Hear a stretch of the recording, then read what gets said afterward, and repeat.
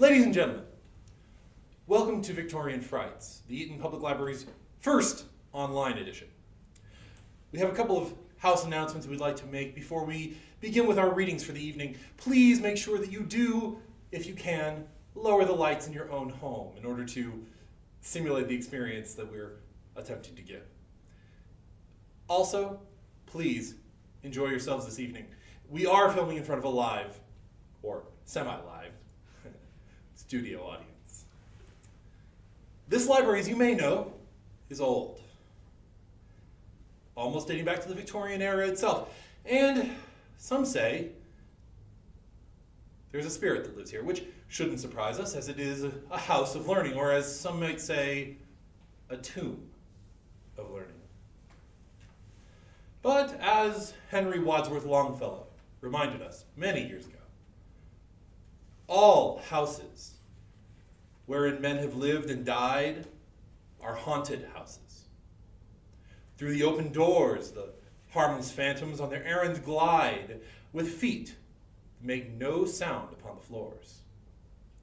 We meet them at the doorway, on the stair, along the passageways. They come and go, impalpable impressions upon the air, a sense of something moving to and fro. There are more guests at table than the hosts invited. The illuminated hall is thronged with quiet, inoffensive ghosts, as silent as the pictures on the wall. The stranger at my fireside cannot see the forms I see, nor does he hear the sounds I hear. He but perceives what is, while unto me all that has been is clear. We have no title deeds to house or lands. Owners and occupants of earlier dates from graves forgotten stretch forth their dusty hands and hold and remain still their old estates.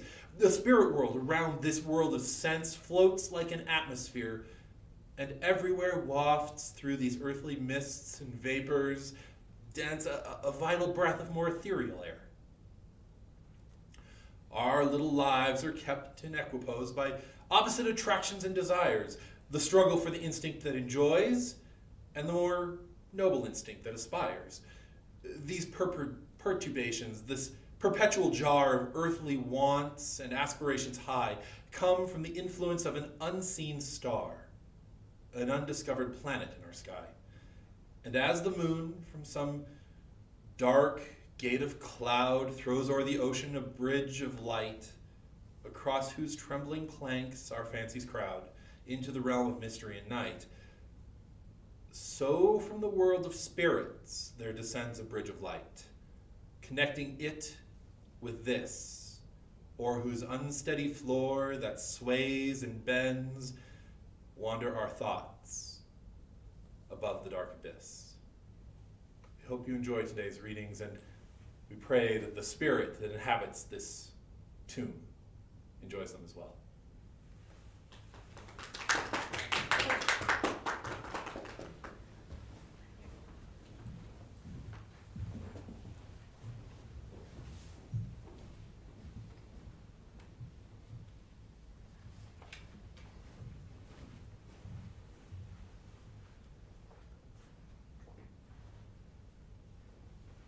The Gipsy Prophecy by Brahm, Stoker, 1885.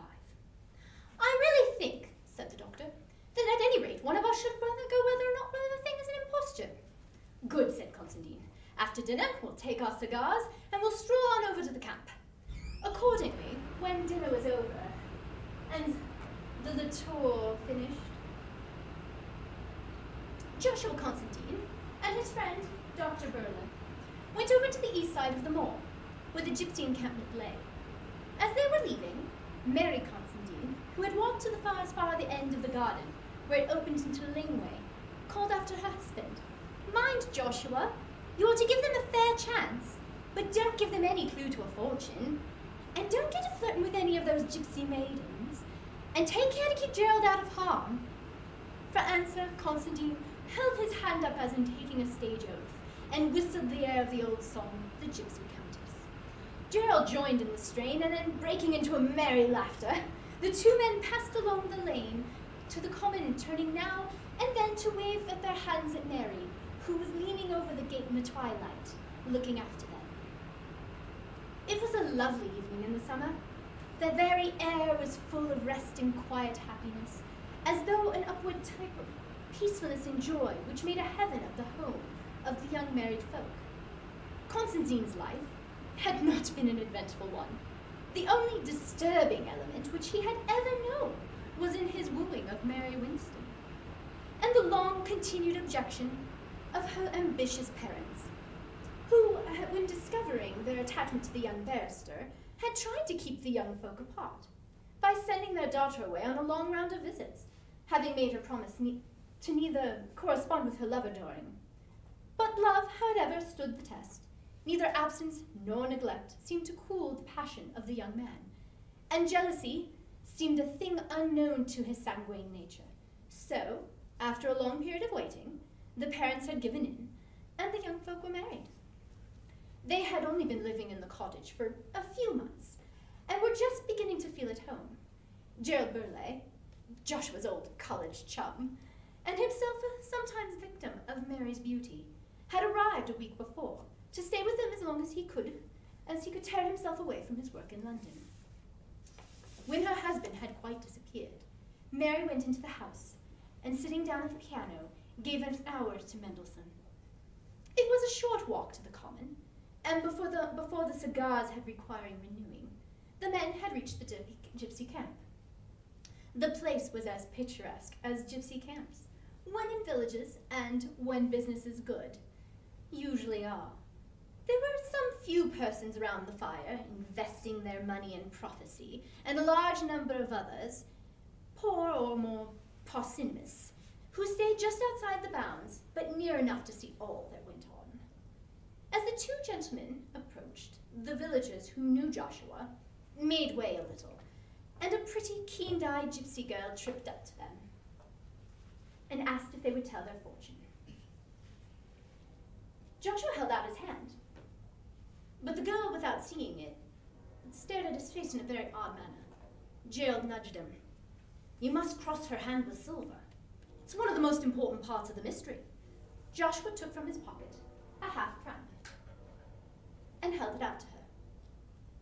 Without looking at it, she said, You must cross the gypsy's hand with gold. You are a premium at a subject, he said.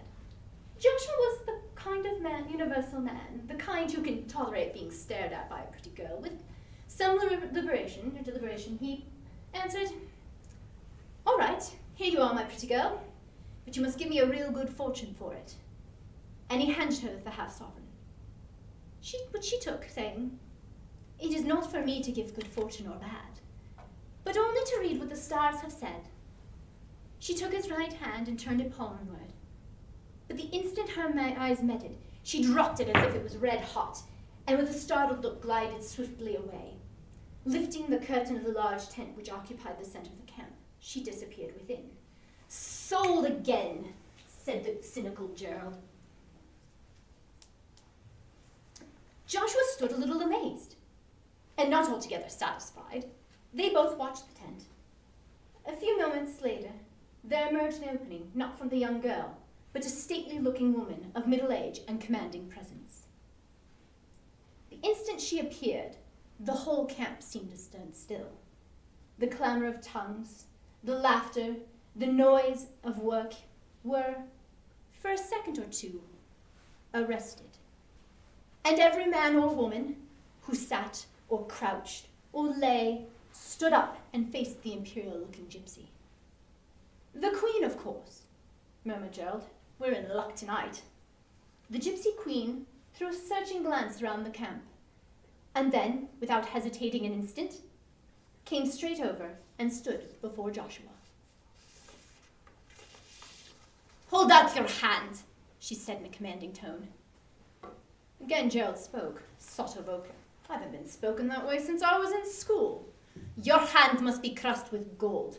100% at this game, whispered Gerald, as Joshua laid another half-sovereign on his upturned palm.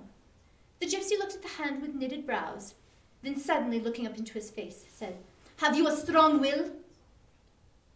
Have you a true heart that can be brave for the one you love? I hope so, but I'm afraid I haven't the vanity to say yes. Then I will answer for you. I read resolution in your face, desperate and determined if need be. You have a wife you love? Yes, emphatically. Then leave her at once. Never see her face again. Go from her now, while your love is fresh and your heart is free from wicked intent. Go quick, go far, and never see her face again. Joshua withdrew his hand quickly and said, "Thank you," stiffly but sarcastically as he began to move away. "I say," said Gerald, "you're not going on like that, old man. No use being indignant with the stars or their prophet, and moreover, your sovereign. What of it?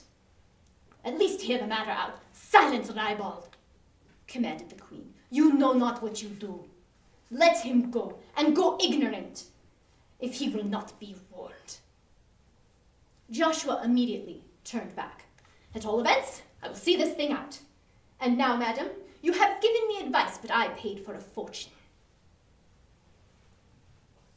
"Be warned," said the gypsy. "The stars have been silent for long. Let the mystery still wrap them round. My dear madam, I do not get in touch with a mystery every day, and I prefer for my money knowledge rather than ignorance. I can get the latter commodity for nothing when I want it." Gerald echoed the sentiment. "As for me, I have a large and unsaleable amount on hand." The gypsy queen eyed the two men sternly, and then said, "As you wish. You have chosen for yourself, and have met warning with scorn and appeal with levity. On your heads be the doom." "Amen," said Gerald. With an imperious gesture, the queen took Joshua's hand again and began to tell his fortune. "I see here the flowing of blood. It will flow before long. It is running in my sight. It flows through the broken circle of a severed ring." "Go on," said Joshua, smiling. Gerald was silent. "Must I speak plainer?" "Certainly. We commonplace mortals want something definite. The stars are a long way off, and their words get somewhat dulled in the message." The gypsy shuddered and spoke impressively.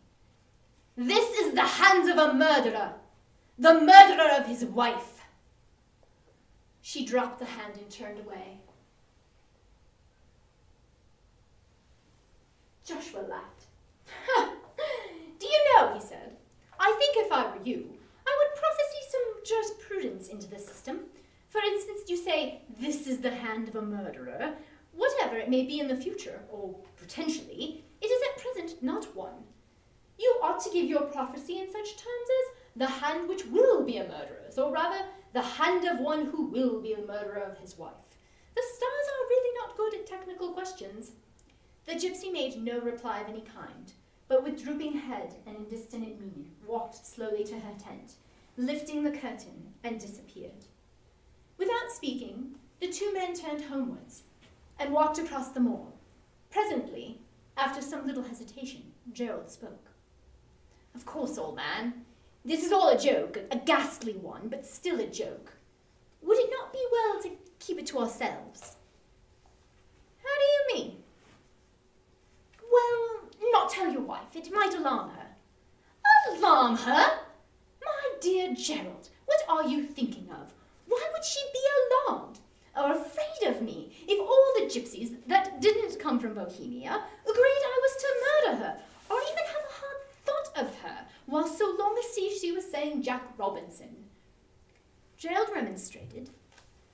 "Old fellow, women are superstitious, far more than we men are, and also they are blessed, or cursed, with a nervous system which we are strangers.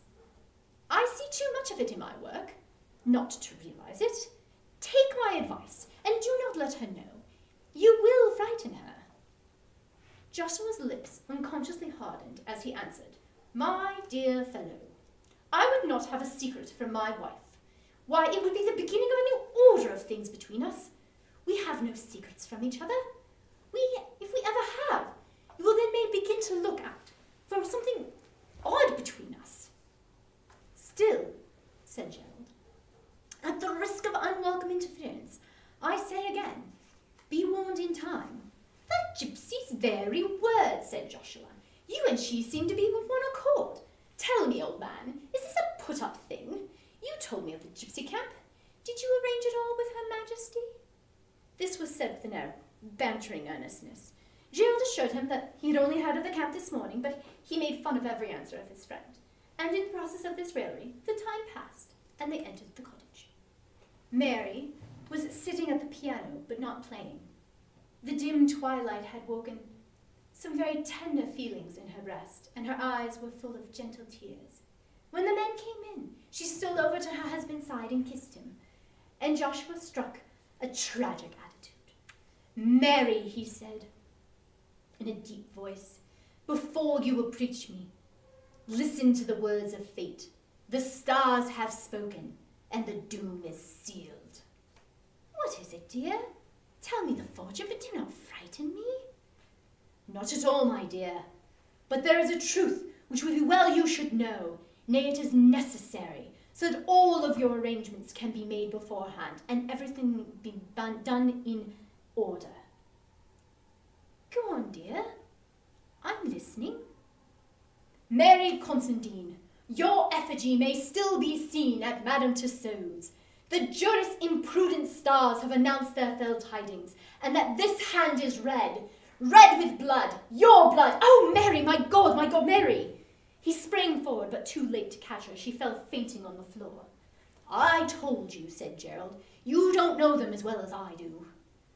After a little while, Mary had recovered from her swoon, but only to fall into strong hysterics, in which she laughed and wept and raved and cried, Keep him from me, Joshua, my husband, and many other words of entreaty and fear. Joshua Constantine was in a state of mind bordering on agony, and when at last Mary had become calm, he knelt by her and kissed her hands and her feet and her hair, and called all the sweet names that his mouth could frame. And all that night he sat beside her bedside, holding her hand. Far through the night and up in the early morning she kept waking from sleep and crying out as in fear, till she was comforted by the consciousness that her husband was watching beside her. Breakfast was late the next morning, during which Joshua received a telegram, which required him to drive over to Withering, nearly 20 miles. He was loath to go, but Mary would not hear of his remaining. So soon after noon, he drove his dog-cart off, alone. When he was gone, Mary had retired to her room. She did not appear at lunch, but when afternoon tea was served on the lawn, under the great weeping willow, she came in to join her guest. She was looking quite recovered from her illness in the evening before. After some casual remarks, she said to Gerald, Of course it was very silly of me last night, but I could not help but feeling frightened, and indeed I would feel still if I let myself think of it.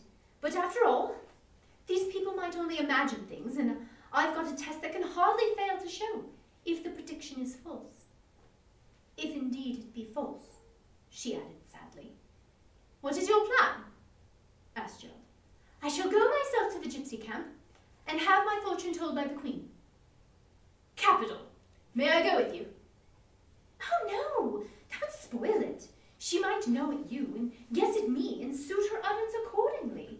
I shall go alone this afternoon. When afternoon was gone, Mary Constantine had taken her way to the gypsy encampment. Gerald went as far with her to the common and returned alone. Half an hour had hardly elapsed when Mary entered the drawing room, where he lay on the sofa reading. She was ghastly pale and in a state of extreme excitement. Hardly had she passed over the threshold when she had collapsed, sinking and moaning on the carpet. Gerald rushed to her side, and by great effort she controlled herself and motioned him to be silent.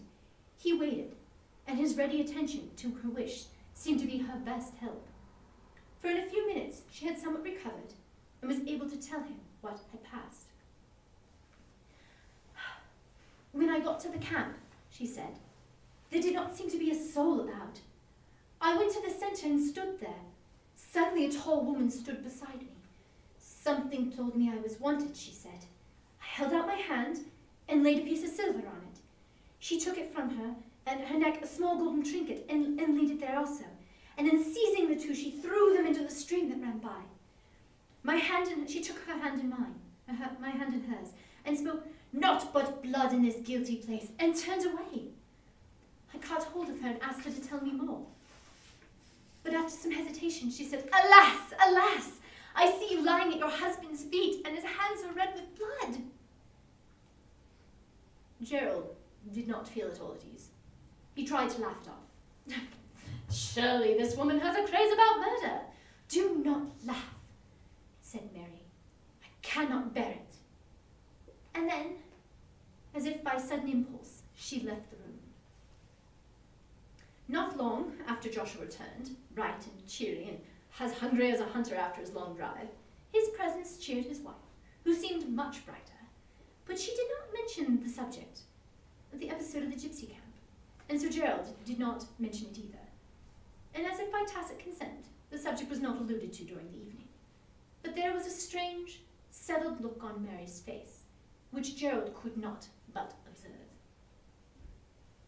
In the morning, Joshua came down to breakfast later than usual. Mary had been about the house at an early hour, and as the time drew by, she seemed a little nervous, and now and again threw nervous looks about. After breakfast, so Gerald could not help noticing that those at breakfast could not get along satisfactorily with the food. It was not that the chops were altogether tough, but that the knives were all so blunt.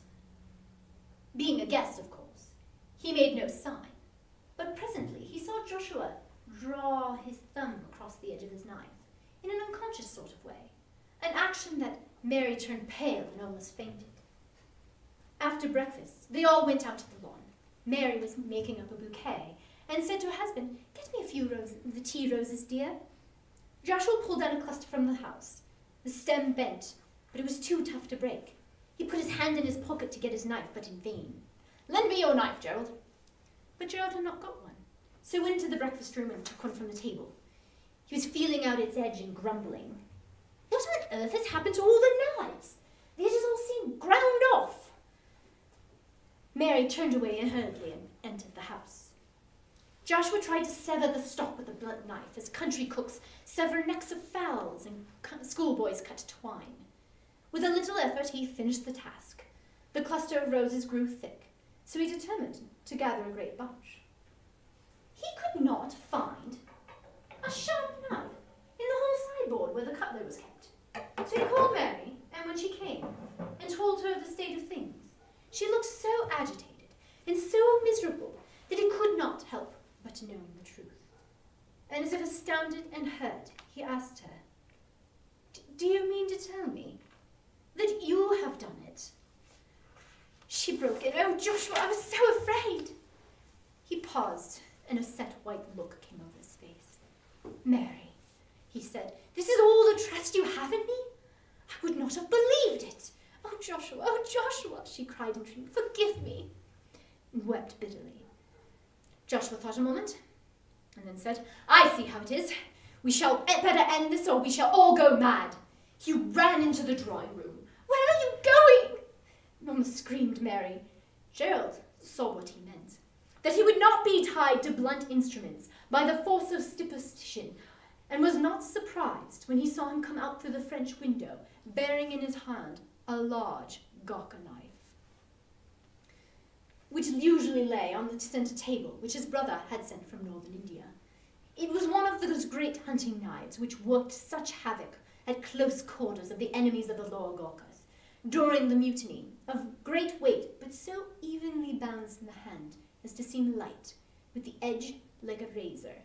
With one of those knives, a Gauca can cut a sheep in two. When Mary saw him coming out of the room with the weapon in her hand, she screamed in agony of fright, and the hysterics of last night were promptly renewed. Joshua ran towards her, seeing her falling, threw down the knife and tried to catch her. However, he was just a second too late, and the two men cried out in horror simultaneously as they saw her fall upon the naked blade. When Gerald rushed over, he found that in falling, her left hand had struck the blade, which lay partly upwards in the grass. Some of the small veins were cut through, and the blood gushed freely from the wound. As he was tying it up, He pointed to Joshua that the wedding ring was severed by the steel. They carried her fainting into the house, and when after a while she came out with her arm in a sling, she was peaceful in her mind and happy. She said to her husband that Gipsy was wonderfully near the truth, too near for the real thing ever to happen now, dear. Joshua bent and kissed the wounded hand. The end.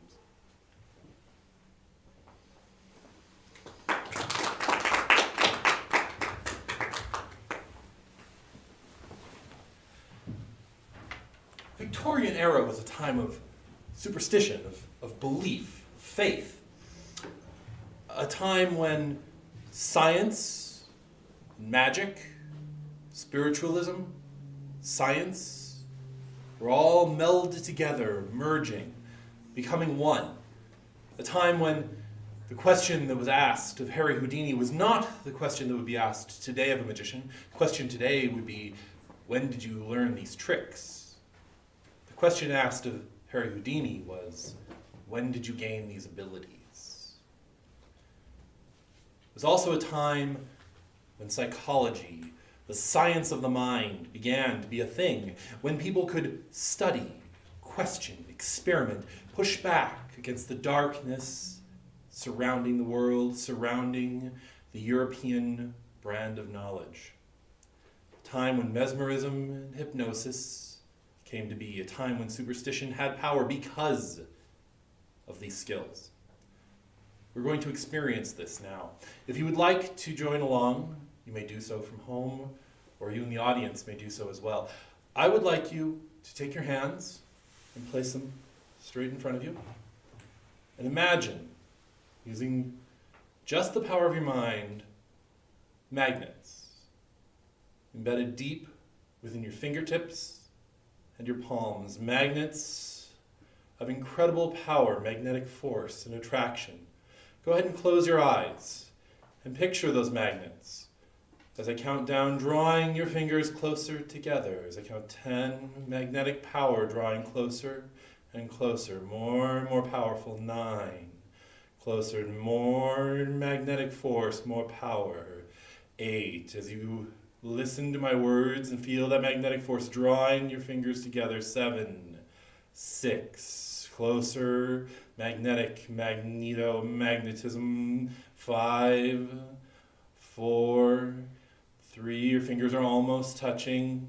2, 1, your fingers connect. The magnets becoming more powerful, more connective, drawing your fingers and your palms closer together as the magnetic power doubles and triples, quadruples, as the power of science and psychology and superstition blend and merge together.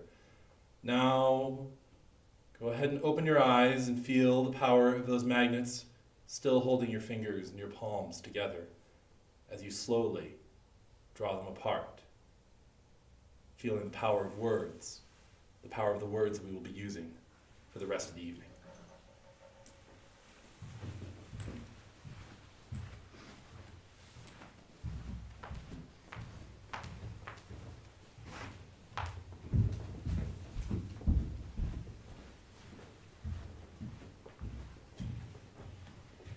Two poems by Emily Bronte. At Castle Wood. The day is done. The winter sun is setting in its sullen sky, and drearer the course that has been run, and dim the hearts that slowly die. No star will light my coming night, no morn of hope for me will shine. I mourn not heaven would blast my sight, and I ne'er longed for joys divine.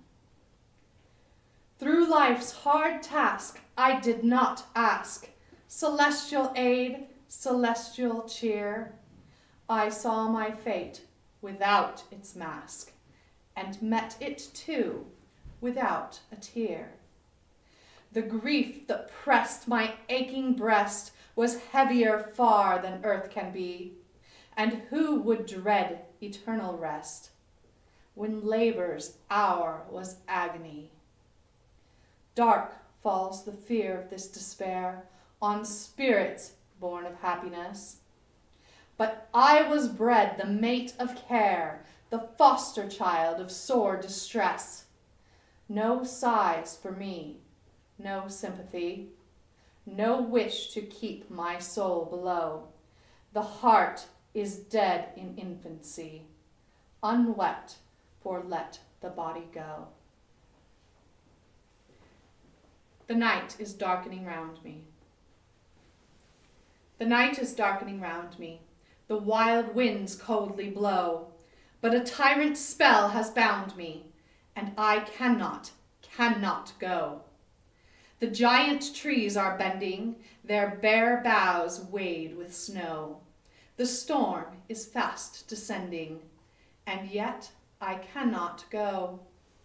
Clouds beyond clouds above me, wastes beyond wastes below, but nothing drearer can move me.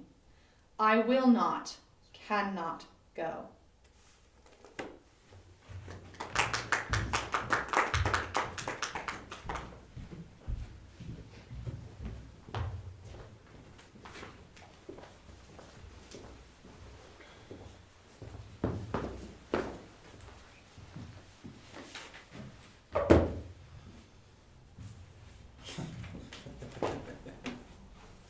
I received recently this rather amusing letter from a friend of mine, and I thought I might tell you the story that he relates within it. This transpired several years ago within the American state of Tennessee, deep in the Appalachian Mountains. And this friend who relates it is a man who, of great circumspection and powers of judgment, who I trust implicitly, and it regards a young lady several years his good acquaintance, and presently residing in London. Let us call her Angela, to retain her privacy. It is inescapably necessary to describe the circumstances of this young lady and her family at the time. They were, to put it plainly, starving. Angela's mother had passed on several years prior, and leaving her with only her father, and the land on which they lived was fit neither for farming nor ranching. They ate what they could catch or find growing wild, and at the time of the events which are to be unfolded, they had only the most meager of meals for several weeks. This was not uncommon for the folks living in the environs, and it might perhaps have resulted in a hardier breed of humanity than one finds elsewhere, though also perhaps a more desperate one. On the night of which I speak, Angela's father had set out to meet a visitor, offering to purchase land from the local residents, and having met at the pre-designated place and reached a general agreement, the two men made their way back to the family cabin for the night. On their way, they encountered a creature, one deeply hidden in shadow and generally the size of a small dog, but with the long and hideously hairless tail of a rat. Now, the visitor was carrying a hatchet and made an attempt to kill the creature. However, he only succeeded in chopping off its tail before it fled into the dark and brush. Though the creature was not one known to him, Angela's father was hardly one to waste free and available meat, and the tail was large and meaty, and so he wrapped it up to carry it home. Upon their arrival at the family's cabin, around nightfall, the visitor made the unusual demand that the tail be cooked solely for him, as he had been the one responsible for acquiring it.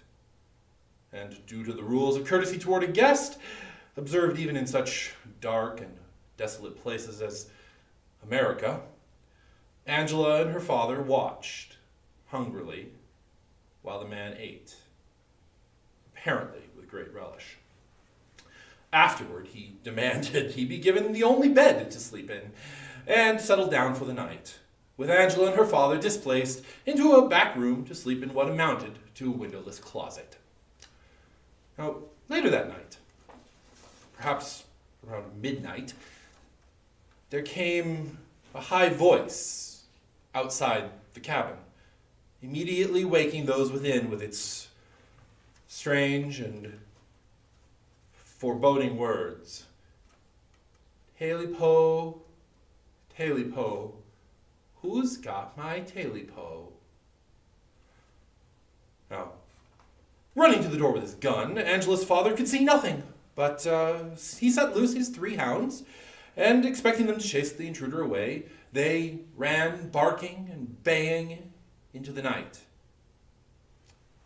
And did seem to chase something. And some time later, 2 dogs returned. But only 2. Now, according to my friend, it was another hour or so later when there came again the cry in the night. Taily-po, Taily-po, who's got my Taily-po? Except this time, it was accompanied by the soft sound of scales brushing on the wooden deck outside the cabin. Now, Angela's father again set loose the dogs, and expecting them to attack the intruder. And again, the dogs ran, barking and baying, into the night, chasing something. And this time, one of them returned. It was perhaps an hour later again after that when once more the voice returned with its mind-numbing and dreadful question. Taily-po, Taily-po, who's got my Taily-po? Now once more, the door being thrown wide, a dog was sent out into the night, though this time the dog was somewhat hesitant and only convinced to leave the security and safety of the cabin with the toe of Angela's father's boot. And it did indeed run into the night, and did not return.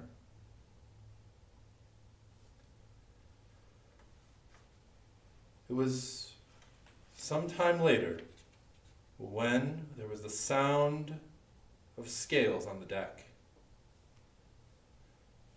scratching at the door, and a fear-inducing question.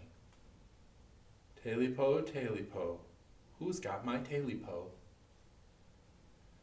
Now, without leaving his bed, the visitor demanded that these interruptions be stopped, for they were intolerable, and that as their guest, it was his host's responsibility to deal with it.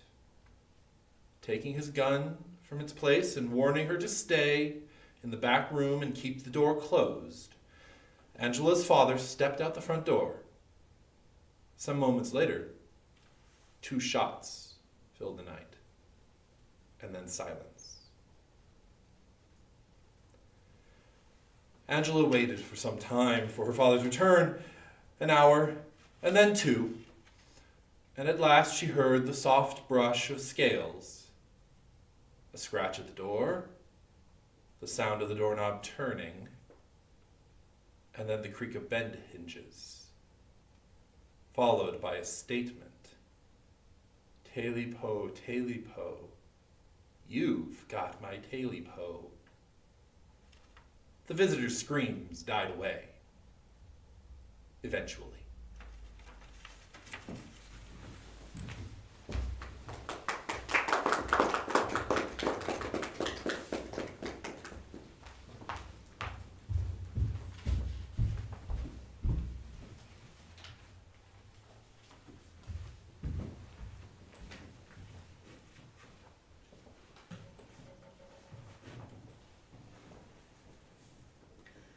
Remembrance by Emily Bronte. Cold in the earth and the deep snow plied above thee, far, far removed, cold in the dreary grave. Have I forgot my only love to love thee, severed at last by time's all-severing wave? Now, when alone, do my thoughts no longer hover over the mountains on Angora's shore, resting their wings where heath and fern leaves cover that noble heart forevermore? Cold in the earth and 15 wild Decembers from those brown hills have melted into spring. Faithful indeed is the spirit that remembers. after such years of change and suffering. Sweet love of youth, forgive if I forget thee, while the world's tide is bearing me along. Sterner desires and darker hopes beset me, hopes which obscure but cannot do thee wrong. No other sun has lightened up my heaven, no other star has ever shone for me. All my life's bliss from thy dear life was given. All my life's bliss is in the grave with thee. But when the days of golden dreams had perished, and even despair was powerless to destroy, then did I learn how existence could be cherished, strengthened and fed without the aid of joy. Then did I check my tears of useless passion, weaned my young soul from yearning after thine, sternly denied its burning wish to hasten down that tomb already more than mine. And even yet, I dare not let it languish, dare not indulge in memory's rapturous pain. Once drinking deep of that divinest anguish, how could I seek the empty world again?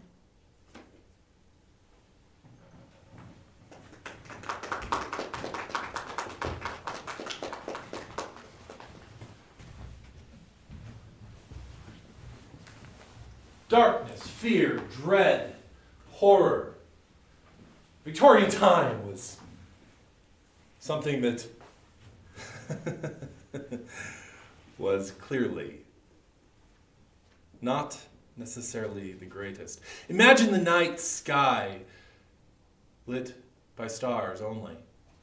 Imagine the area around you lit by candle and gaslight, flickering, fading, disappearing as your candle drifted toward darkness.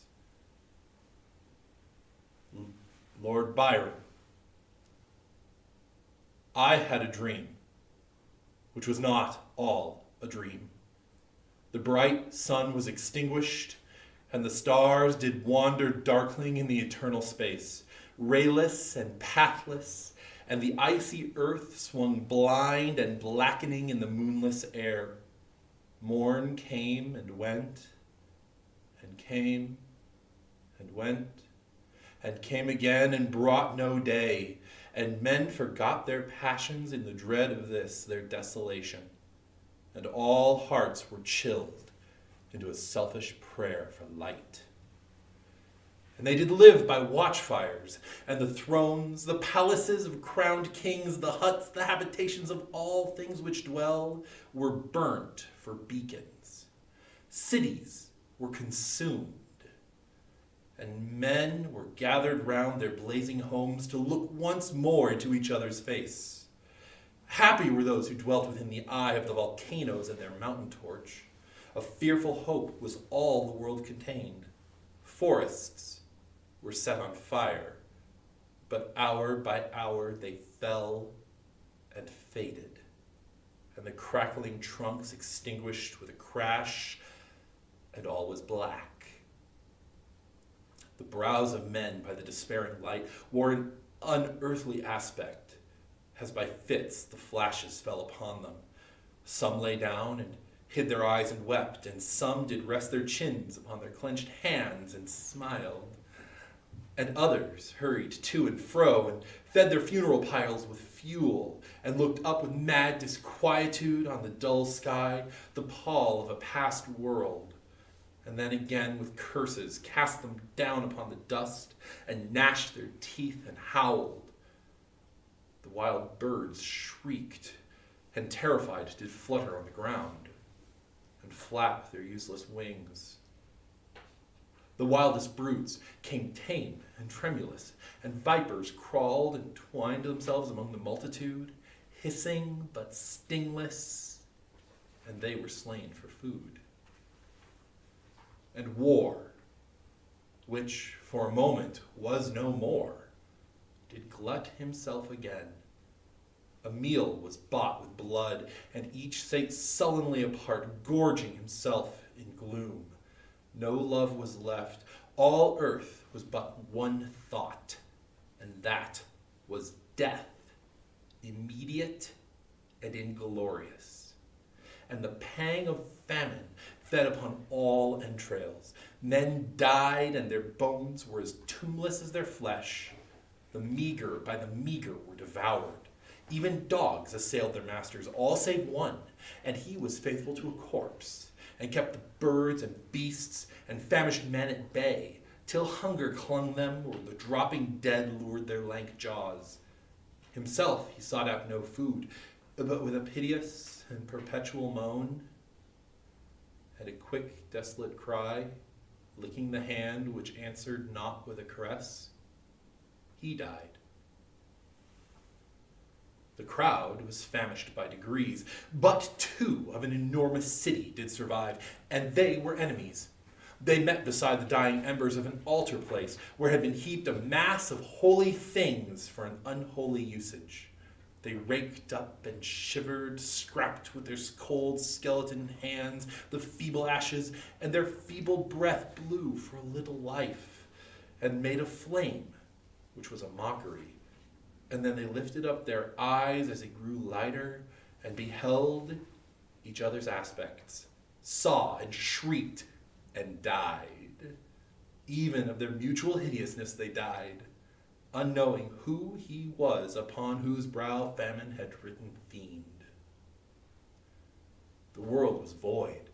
The populous and the powerful was a lump, seasonless, herbless, treeless, manless, lifeless, a lump of death, a chaos of hard clay. The rivers, lakes, and ocean all stood still, and nothing stirred within their silent depths. Ships, sailorless, lay upon the rotting sea, and their masts fell down piecemeal as they dropped. They slept on the abyss without a surge. The waves were dead. The tides were in their grave. The moon, their mistress, had expired before. The winds were withered in the stagnant air, and the clouds perished, for darkness had no need of aid from them, for she was the universe. Lord Byron, Darkness.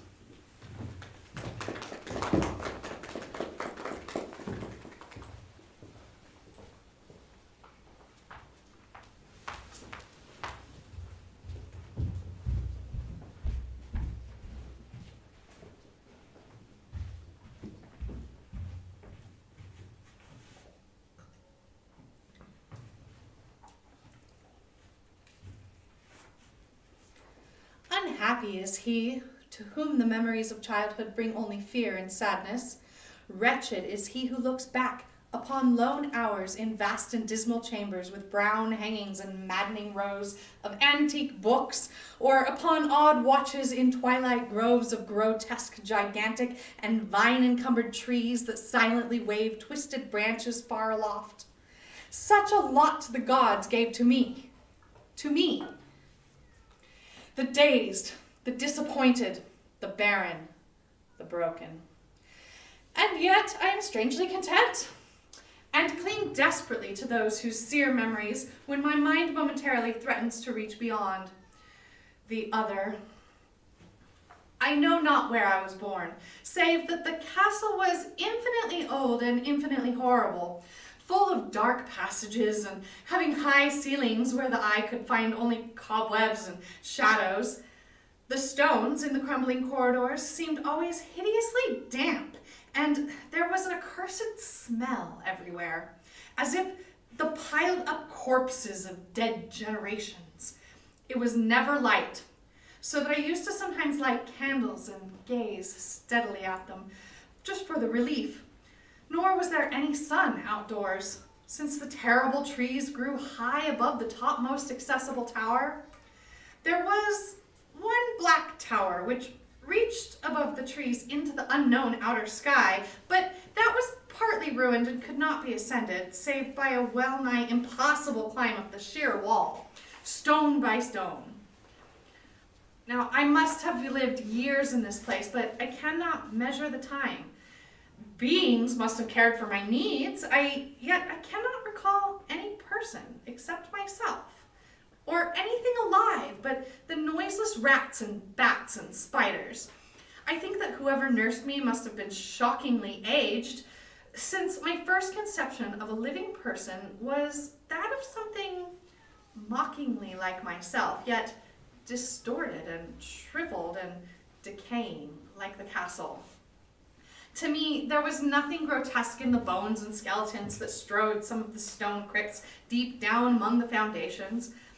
I fantastically associated these things with everyday events and thought them more natural than the colored pictures of living beings which I found in many of the moldy books. From such books, I learned all that I know. No teacher urged or guided me, and I do not recall hearing any human voice in all those years, not even my own, for although I had read of speech, I had never thought to try to speak aloud. My aspect was a matter equally unthought of, for there were no mirrors in the castle, and I merely regarded myself by instinct as akin to the youthful figures I saw drawn and painted in the books. I felt conscious of youth because I remembered so little. Outside, across the putrid moat and under the dark mute trees, I would often lie and dream for hours about what I read in the books. I would longingly picture myself amidst gay crowds in the sunny world beyond the endless forest. Once I tried to escape from the forest, but as I went further from the castle, the shade grew denser and the air more filled with brooding fear, so that I ran frantically back, lest I lose my way in a labyrinth of nighted silence. So through the endless twilights, I dreamed and waited, though I knew not what I waited for. Then, in the shadowy solitude, my longing for light grew so frantic that I could rest no more, and I lifted entreating hands to the single black ruined tower that reached above the forest into the unknown outer sky. And at last, I resolved to scale that tower. Fall though I might, since it were better to glimpse the sky and perish than to live without ever beholding the day. In the dank twilight, I climbed the worn and aged stone stairs till I reached the level where they ceased, and thereafter clung perilously to small footholds leading upward. Ghastly and terrible was that dead, stairless cylinder of rock, black, ruined and deserted, and sinister with startled bats whose wings made no noise. But more ghastly and terrible still was the slowness of my progress. For, climb as I might, the darkness overhead grew no thinner, and a new chill as of haunted and venerable mold assailed me. I shivered as I wondered why I did not reach the light, and would have looked down, had I dared. I fancied that night had come suddenly upon me, and vainly groped with one free hand for a window embrasure that I might peer out and above to try to judge the height that I had attained. All at once, after an infinity of awesome, sightless crawling up that concave and desperate precipice, I felt my head touch a solid thing, and I knew I must have gained to the roof, or at least some kind of floor. In the darkness, I raised my free hand and tested the barrier, finding it stone and immovable.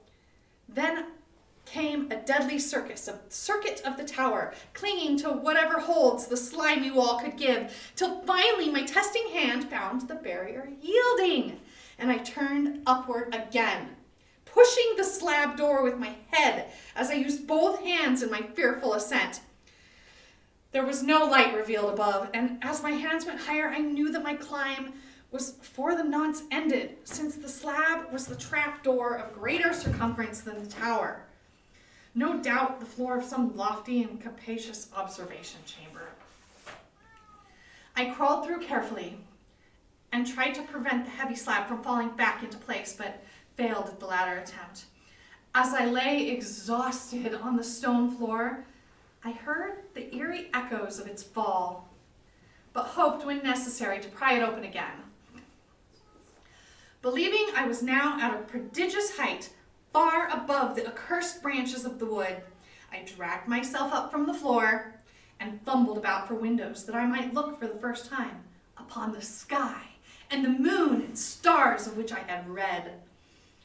But on every hand I was disappointed, since all that I found were vast shelves of marble bearing odious oblong boxes of disturbing size. More and more I reflected and wondered what hoary secrets might abide in this high apartment, so many eons cut off from the castle below. Then, unexpectedly, my hand came upon a doorway, where there hung a portal of stone, rough with strange chiseling. Trying it, I found it locked, but with a supreme burst of strength, I overcame all obstacles and dragged it open inward. As I did so, there came to me the purest ecstasy I have ever known. For shining tranquilly through an ornate grating of iron and down a short stone passageway of steps that ascended from the newly found doorway was the radiant full moon, which I had never seen, save in dreams and vague visions I dared not call memories. Fancying now that I had attained to the very pinnacle of the castle, I commenced to rush up the few steps beyond the door. But the sudden veiling of the moon by a cloud caused me to stumble, and I felt my way more slowly in the dark. It was still very dark when I reached the grating, which I tried carefully and found unlocked, but which I did not open for fear of falling from the amazing height which I had climbed. The moon came out.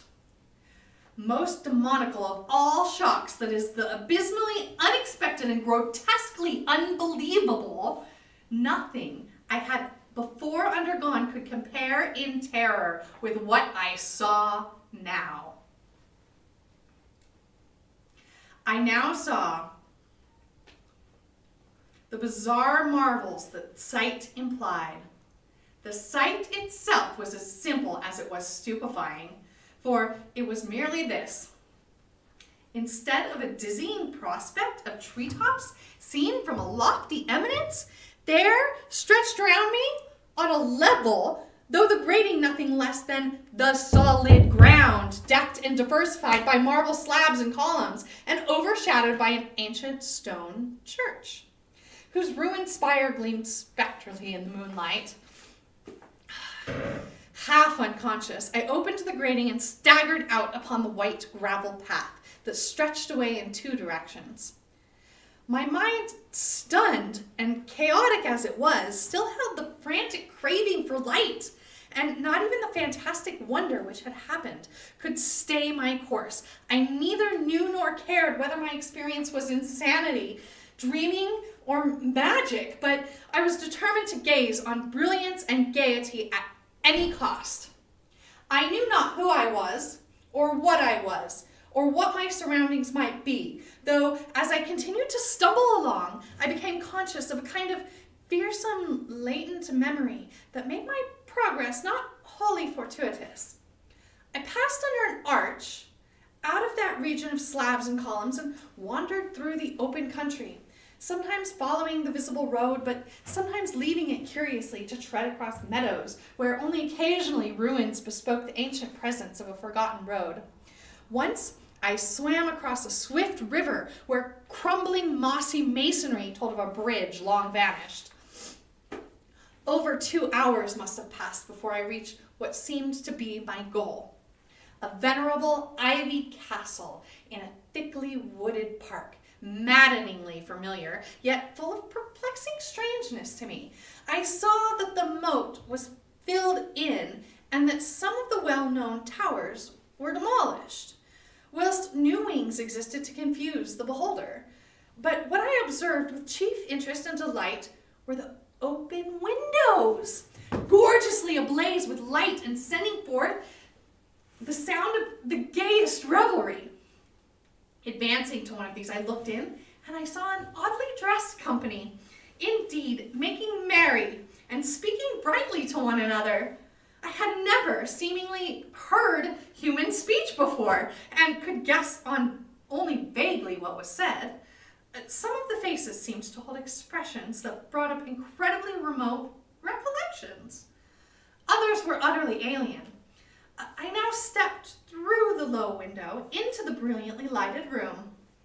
Stepping as I did so from my single bright moment of hope to my blackest convulsion of despair and realization. The nightmare was so quick to come, for as I entered, there occurred immediately one of the most terrifying demonstrations I had ever conceived.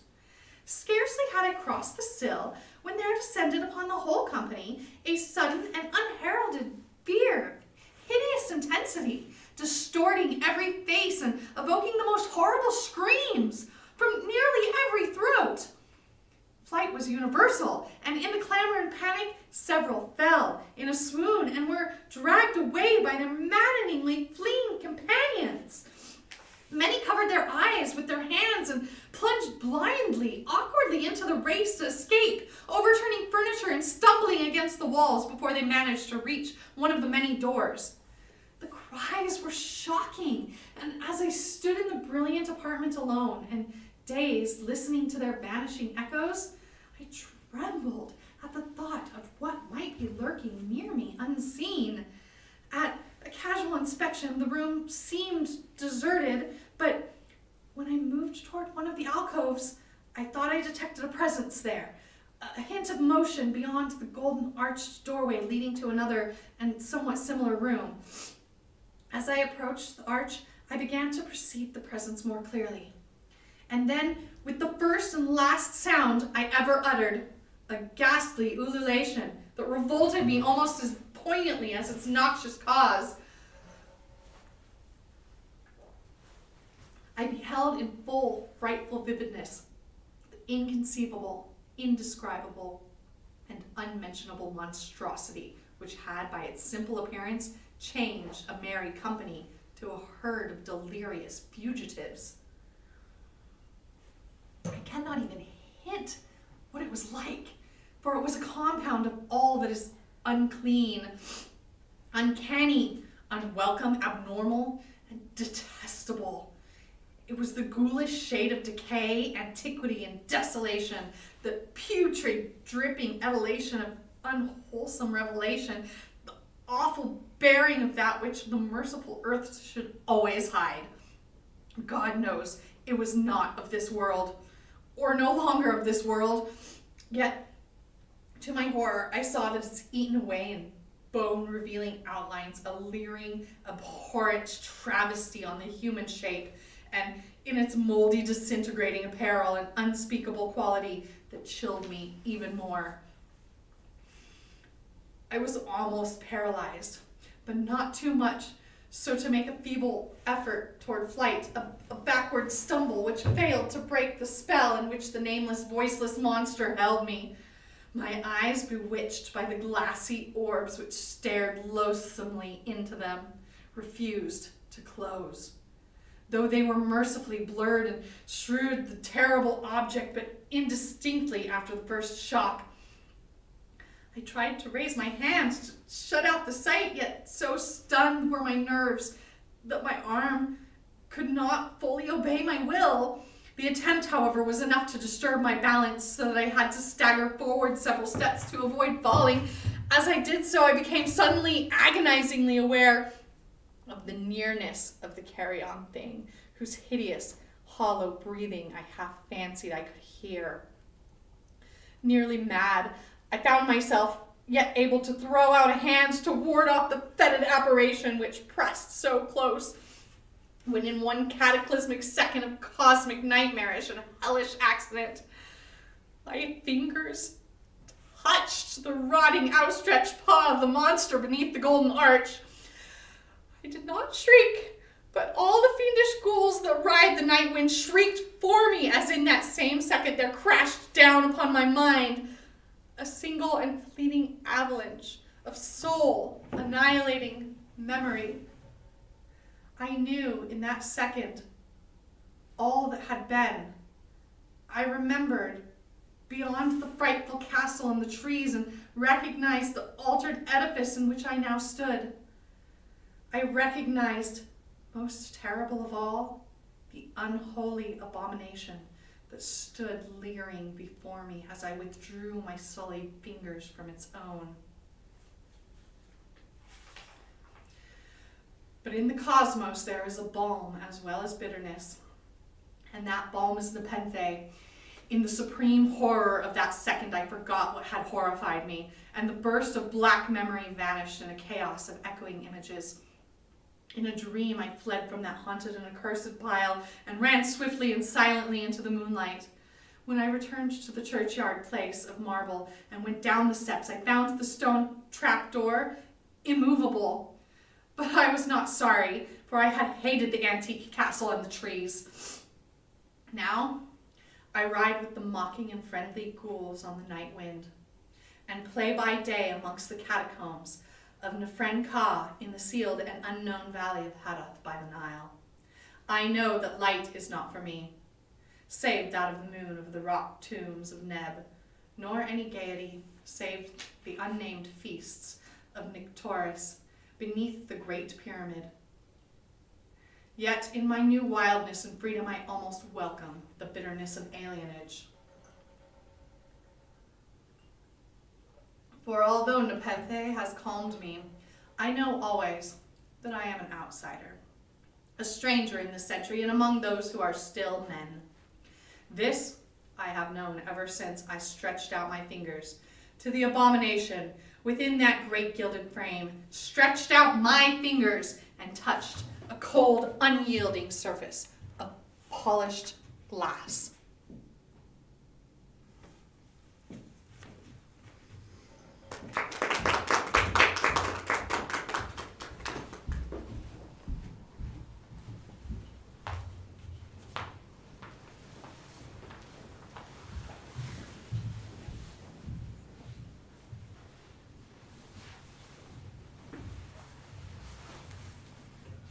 The Warnings, a poem by Alice Furlong.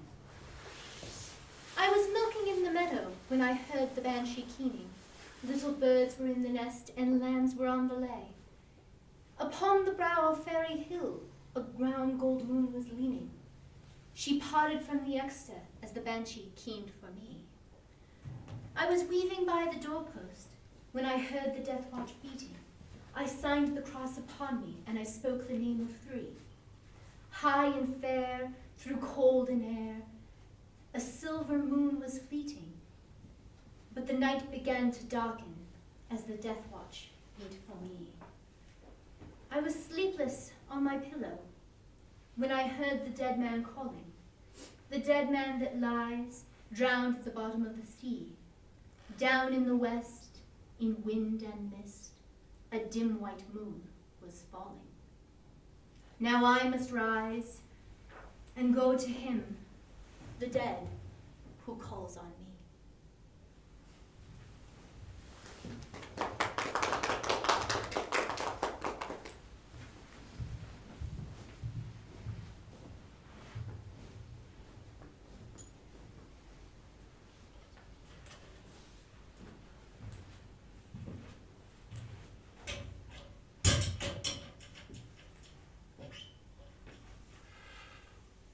I hope that you have enjoyed our readings this evening. It's always a frightening presentation to give, and true. Nervous, very dreadfully nervous I had been and am, but why will you say that I am mad? The disease had sharpened my senses, not dulled, not destroyed them. Above all was the sense of hearing acute. I heard all things in heaven and earth, and I heard many things in hell. How then am I mad? Hearken and observe how healthily, how calmly I can tell you the whole story. It is impossible to say how first the idea entered my brain, but once conceived, it haunted me day and night. Object, there was none. Passion, there was none. I loved the old man. He had never wronged me. He had given me no insult. For his gold, I had no desire. I think it was his eye. Yes, it was this. He had the eye of a vulture, a pale blue eye, with a film over it. Whenever it fell upon me, my blood ran cold. And so, by degrees, very gradually, I made up my mind to take the life of the old man, and thus rid myself of the eye forever. Now, this is the point. You fancy me mad, but madmen know nothing. You should have seen me. You should have seen how wisely I proceeded, how cautiously, with what foresight, with what dissimulation I went to work. I was never kinder to the old man than during the whole week before I killed him. And every night, about midnight, I turned the latch of his door and opened it, oh, so gently. And then, when I had made an opening sufficient for my head, I put in a dark lantern, all closed, so that no light shone out. And then I thrust in my head. Oh, you would have laughed to see how cunningly I thrust it in. I moved it in slowly, very, very slowly, so that it might not disturb the old man's sleep.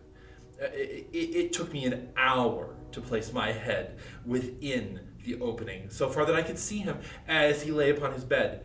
Oh, would a madman have been so wise as this? But then, when my head was fully in the room, I undid the lantern, cautiously. Oh, so cautiously, for the hinges creaked. I undid it just so much that a single thin ray fell upon the vulture eye.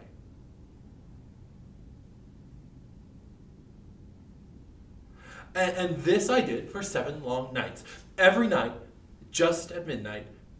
But I found the eye always closed. And so it was impossible to do the work. For it was not the old man who vexed me, but his eye. His evil eye. And every morning when the day broke, I went boldly into the chamber and spoke courageously to him, calling him by a name in a hearty tone, and inquiring how he had passed the night. So, you see, he would have had to have been a very profound old man indeed to suspect that every night, just at 12, I looked in upon him while he slept. Now, upon the 8th night, I was more than usually cautious in opening the door. A watch's minute hand moves more quickly than did mine. Never before that night had I felt the extent of my own powers, of my sagacity. I could scarcely contain my feelings of triumph. To think that there I was, opening the door little by little, and he not even to dream of my secret deeds or thoughts. I fairly chuckled at the idea, and perhaps he heard me, for he moved on the bed suddenly, as if startled. Now, you may think that I drew back, but no, I did not. His room was as black as pitch, with a thick darkness, for the shutters were close fastened through fear of robbers. And so I knew he could not see the opening of the door, and I kept pushing it on, steadily.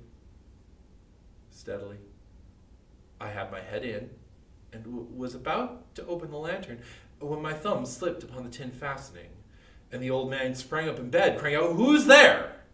Now, I kept quite still and said nothing. For a whole hour, I did not move a muscle. He was still sitting up in the bed, listening, just as I have done, night after night, hearkening to the death watches in the wall. Presently, I heard a slight groan, and I knew it was the groan of mortal terror. It was not a groan of pain or of grief. No, oh no. It was the low, stifled sound that arises from the bottom of the soul when overcharged with awe. I knew the sound well. Many a night, just at midnight, when all the world slept, it has welled up from my own bosom, deepening with its dreadful echo the terrors that distracted me. I say I knew it well. I knew what the old man felt, and I pitied him, although I chuckled at heart. I knew that he had been lying awake ever since the first slight noise. When he had turned in the bed, his fears had been ever since growing upon him. He had been trying to fancy them causeless, but could not. He had been saying to himself, "It's nothing but the wind in the chimney. It is only a mouse crossing the floor," or "It is merely a cricket which has made a single chirp." Yes, he had been trying to comfort himself with these suppositions, but he had found all in vain, because death, in approaching him, had enveloped its victim. And it was the mournful influence of the unperceived shadow that caused him to feel, although he neither saw nor heard, to feel the presence of my head within the room. When I had waited a long time, very patiently, without hearing him lie down, I resolved to open a very, very little crevice in the lantern. So I opened it. You cannot imagine how stealthily, until at length a single, simple, dim ray, like the thread of the spider, shot out of the crevice and fell full upon the vulture eye. It was open, wide open, and I grew furious as I gazed upon it. I saw it with perfect distinctness, all a dull blue, with a hideous veil over it that chilled the very marrow of my bones. But I could see nothing else of the old man's face or person, for I had directed the ray by instinct, precisely upon the damned spot. And have I not told you that what you mistake for madness is but over-acuteness of the senses? Now I say there came to my ears a low, dull, quick sound, such as a watch makes when enveloped in cotton. I knew that sound too. It was the beating of the old man's heart. It increased my fury, as the beating of a drum stimulates a soldier into courage. But even yet, I refrained. I kept still. I scarcely breathed. I held the lantern motionless.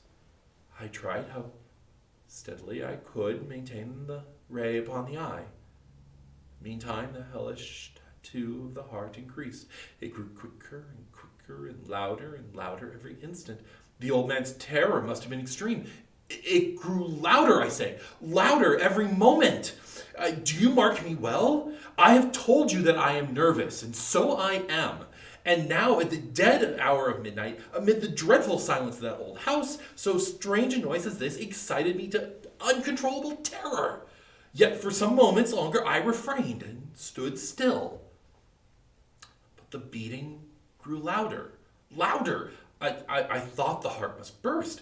And now a new anxiety seized me. The sound would be heard by a neighbor. The old man's hour had come. With a loud yell, I threw open the lantern and leaped into the room. He shrieked once only, and in an instant I dragged him to the floor and pulled the heavy bed over him. I then smiled gaily to find the deed so far done. But for many minutes, the heart beat on with a muffled sound. This, however, did not vex me. It would not be heard through the wall. At length, it ceased. The old man was dead. I removed the bed and examined the corpse. Yes, he was stone dead. I placed my hand upon the heart and held it there for many minutes. There was no pulsation. Yes, he was stone dead. His eye would trouble me no more. If you still think me mad, you will think so no longer when I describe the wise precautions I took for the concealment of the body. The night waned, and I worked hastily, but in silence. First of all, I dismembered the corpse. I cut off the head, the arms, and the legs. I then took up 3 planks from the floor of the chamber and deposited everything between the scantlings. And I then replaced the board so cleverly, so cunningly, that no human eye, not even his, could have detected anything wrong. There was nothing to wash out, no stain of any kind, no blood spot whatsoever. I had been too wary for that, for a tub had caught it all. When I had made an end of these labors, it was 4 o'clock, still as dark as midnight. Now, as the bell sounded the hour, there came a knocking at the street door. I went down to open it with a light heart, for what had I now to fear? There entered 3 men who introduced themselves with perfect suavity, as officers of the law. A shriek had been heard by a neighbor during the night. A suspicion of a foul play had been aroused. Information had been lodged at the police office, and they, the officers, had been deputed to search the premises. I smiled, for what had I to fear? I bade the gentleman welcome. The shriek, I said, was my own in a dream. The old man, I mentioned, was absent in the country. I took my visitors all over the house. I bade them search well. I led them at length to his chamber. I showed them his treasures. Secure, undisturbed. I showed them everything. And in the enthusiasm of my confidence, I brought chairs into the room and desired them to rest there from their fatigue, while I myself, in the wild audacity of my perfect triumph, placed my seat upon the very spot beneath which rested the corpse of my victim. The officers were satisfied. My manner had convinced them. I was singularly at ease. They sat, and while I answered cheerfully, they chatted of familiar things, but ere long I felt myself getting pale and wished them gone. My head ached, and I fancied a ringing in my ears. But still they sat, and still they chatted. The ringing became more distinct. It continued. It became more distinct.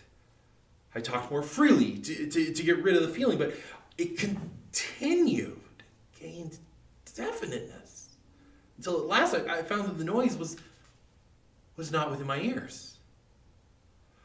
No doubt I now grew very pale, but I talked more fluently and with a heightened voice, yet the sound increased. What could I do? It was a low, dull, quick sound, much sound as a watch makes when enveloped in cotton. I gasped for breath, and yet the officers heard it not. I talked more quickly and more vehemently, but the noise steadily increased. I rose, and I argued about trifles in a high key with violent gesticulations. The noise steadily increased.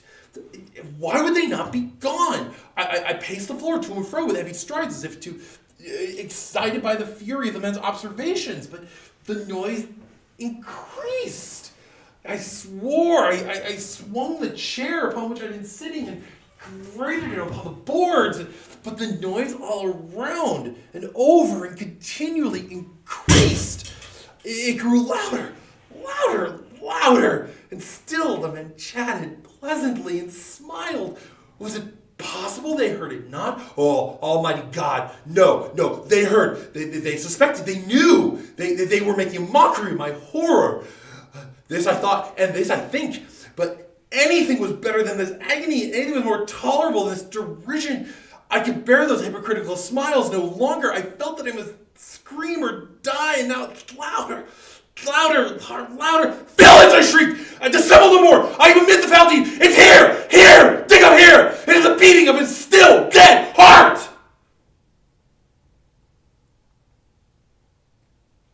Thank you for joining us for Victorian Frights. I hope that you had a fine evening. Sleep well. I would like to thank, for our assistance this evening, our wonderful volunteer audience, as well as Michael Yancy for technical assistance, Leise Lemay for her reading assistance, and Sheri McCaskil for her reading assistance as well. Thank you very much, and have a good evening.